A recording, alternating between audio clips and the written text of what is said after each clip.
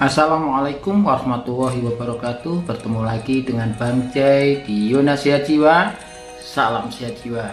Seringkali ketika kita menjalani sebuah hubungan dalam kehidupan sehari-hari kita, entah itu dengan pacar, dengan teman, keluarga, ataupun pasangan, pasti akan mengalami masalah. Atau mungkin hubungan itu tidak sehat. Dan ini tentu dapat mempengaruhi secara psikologis atau kejiwaan seseorang. Salah satu penyebabnya adalah mungkin kita terjebak pada hubungan yang tidak sehat. Terkadang masalah tersebut dapat berasal dari emosi maupun keserakahan dalam hubungan.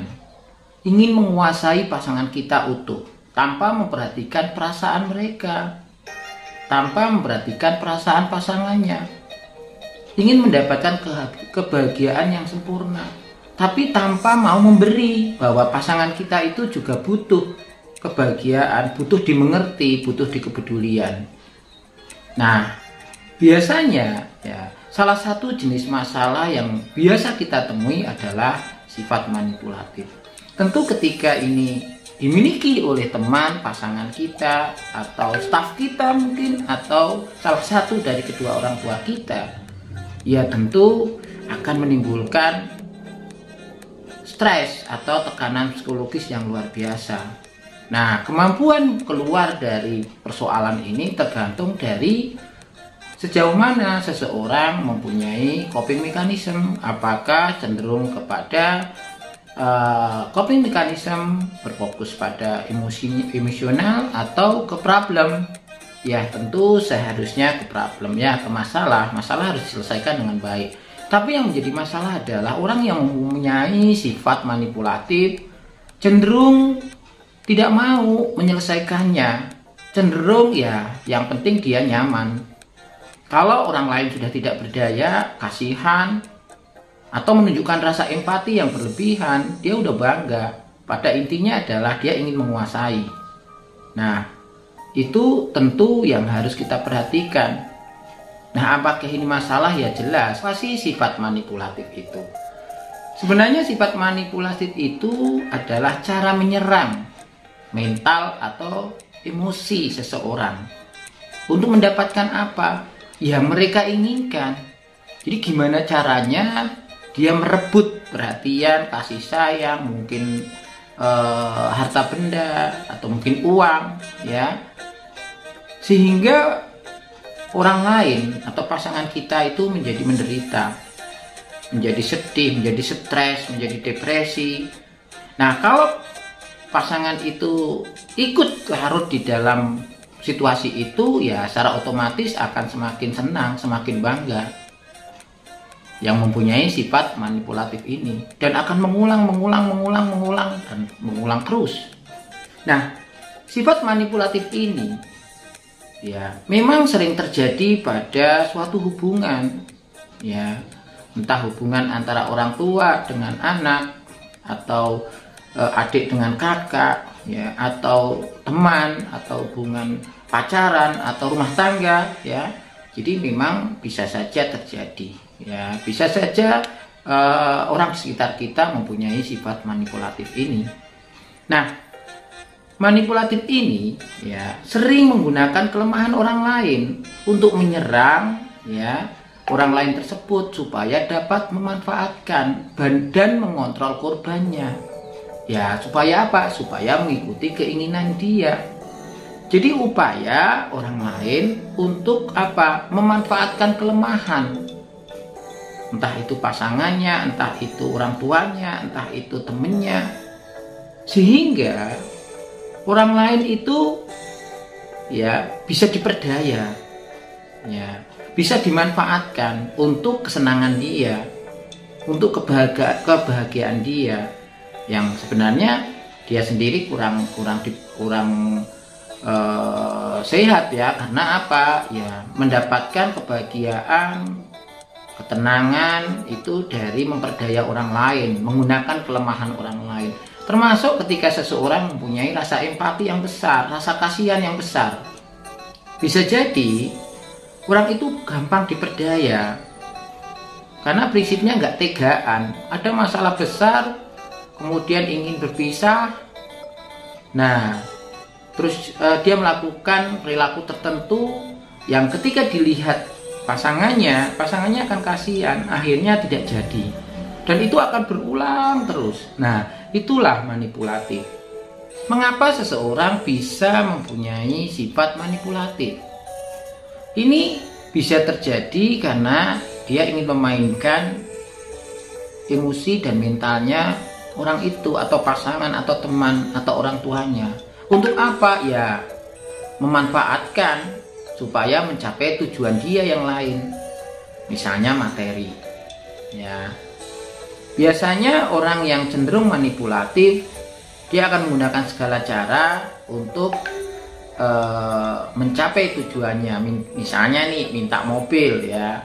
Dia tidak dikasih, akhirnya mengancam ingin bunuh diri, minum karbol atau minum baygon ya. Jadi seperti itu, atau mencoba menyayat nadinya, padahal dia sendiri sebenarnya nggak ingin mati ya, nggak ingin meninggal. Gimana mau ingin mati lah, dia masih ingin mobil. Nah, itu kadang-kadang banyak terjadi seperti itu, menggunakan ancaman dan kelemahan seseorang ya, kelemahan pasangannya. Karena orang yang mempunyai sifat manipulatif itu yang seperti apa? Ya, tentu ya harus dijumpai beberapa di antaranya ini, tidak hanya satu kemudian oh dia manipulatif, ya nggak bisa. Ya, satu, suka berbohong ya, katanya kerja tapi di hotel, katanya lagi rapat tapi di kafe. Nah, itu kan berbohong ya, dan itu berulang terus. Nanti kalau ketahuan minta maaf, ingin merubah perilakunya, tapi ketika ada kesempatan melakukan lagi. Nah, kemudian menyangkal. Jadi kalau ada persoalan, semua sebenarnya berawal dari dirinya sendiri, tapi selalu disangkal bahwa dia baik-baik saja, nggak ada masalah. Yang bermasalah justru pasangannya, yang tidak mau mengerti, tidak membuat dia bahagia, dan sebagainya. Kemudian perilaku yang pasif agresif. Bagaimana ketika ada persoalan lebih cenderung menghindar atau menggunakan cara-cara tertentu untuk menenangkan dirinya. Bisa jadi menggunakan narkoba, mungkin pergi ke klub, atau kumpul-kumpul dengan temennya yang nggak jelas. Nah, bisa saja seperti itu. Nah, bisa jadi menjadi sangat agresif sekali. Ketika pasangannya menunjukkan perilaku yang tidak tepat, bisa jadi menjadi sangat agresif, memukul berulang, membabi buta, ya, tidak tahu alasan, tiba-tiba memukuli, ya, menyiksa, ya. Kemudian egois, menangnya sendiri. Jadi kalau diajak bicara, atau misalnya dia ingin berbicara sesuatu yang memaksakan, kalau misalnya malam-malam saatnya tidur mau ngomong, ya pasangannya harus mau ngeladeni, kalau enggak dia marah. Nah, ini kan egois banget, egois sekali ya. Nah, berikutnya adalah gaslighting. Apa ini? Tindakan memanipulasi seseorang dengan memaksa korban untuk mempertanyakan pikiran, perasaan, dan peristiwa yang dialami. Nah, ini tentu membuat stres sekali. Jadi memaksa pasangannya untuk ikut alur pikirnya, untuk ikut mendiskusikan apa yang menjadi kegalauannya dia. Nah, ini tentu kan tidak nyambung ya. Nah, berikutnya adalah mengkritik, seolah-olah orang lain, pasangannya, temennya, atau siapapun itu salah semua, yang benar dia. Selalu mengkritik, tapi kalau dikasih masukan tidak mau. Nah, ini kan manipulatif sekali. Mungkin ini akan membuat orang lain jengkel, ya, kesal, seperti itu. Nah, kemudian menyalahkan. Nah, ini udah jelas kalau sifat di atas itu muncul, pasti menyalahkan ini ada. Menyalahkan peristiwa, menyalahkan pasangannya, menyalahkan orang lain, ya, tapi tidak mau mengkoreksi atau merefleksikan sebenarnya masalah yang selama ini terjadi ini ada campur tangan dia atau tidak. Sifat orang yang manipulatif berikutnya adalah suka sekali mengintimidasi dan bertindak seolah-olah menjadi korban. Jadi sebenarnya dia pelakunya, tapi seolah-olah. Gimana caranya orang lain itu menjadi pelakunya dan dia menjadi korban, sehingga semua orang akan kasihan. Mungkin saja dia sudah melakukan bullying, tindak kekerasan baik verbal maupun secara fisik ya. Bisa jadi dia mempunyai perilaku yang kalau ada apa-apa mengancam, ya, menekan secara verbal, ya. Atau bisa jadi secara fisik, merusak alat-alat rumah tangga, perabotan, mobil dan sebagainya, ya. Dan itu sebenarnya kan atau memukul, ya, menendang. Nah, ketika seseorang tidak bisa menghadapi dengan baik dan dia semakin panik, ya otomatis akan semakin menjadi-jadi perilakunya, dan bisa ada kecenderungan melakukan bullying dalam rumah tangga, kekerasan dalam rumah tangga. Nah, yang pasti orang yang mempunyai sifat manipulatif tidak akan menghargai pendapat pasangannya, benarnya sendiri, ya, sulit menerima masukan orang lain.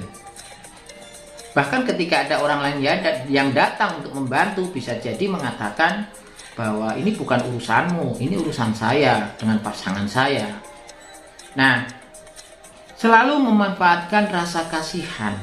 Nah, ini tentu penting sekali bahwa kadang empati yang kita tunjukkan terlalu berlebihan itu dimanfaatkan oleh orang lain atau pasangan kita. Pasangan kita kan mengerti kita banget, ya, dan itu dimanfaatkan untuk mencapai keuntungan pribadi, ya. Kemudian membuat pasangannya itu merasa punya utang budi dengan dia.